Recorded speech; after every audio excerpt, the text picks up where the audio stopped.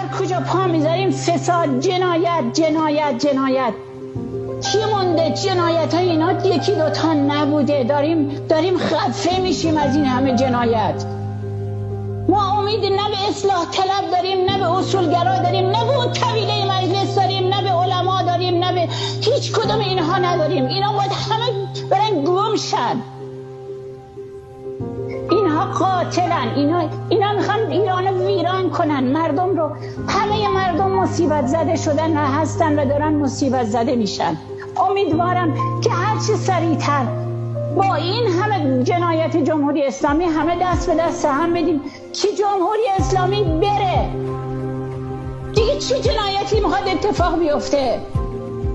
نه روزمون روزه، نه شبمون شبه، نه کشورمون هیچی نداریم. ما امیدمون با خودمون و هموطنانمون هست که دست به دست هم بدیم. ملت ایران بیدار شید. نونمون رو بردن، ناموسمون رو بردن، وطنمون رو بردن، اعتبارمون رو بردن، امنیتمون رو بردن، جان عزیزانمون رو گرفتن. الان ما برای چی واسادیم؟ منتظر چی هستیم؟ چی میخواد دیگه اتفاق بیفته که نیفتاده؟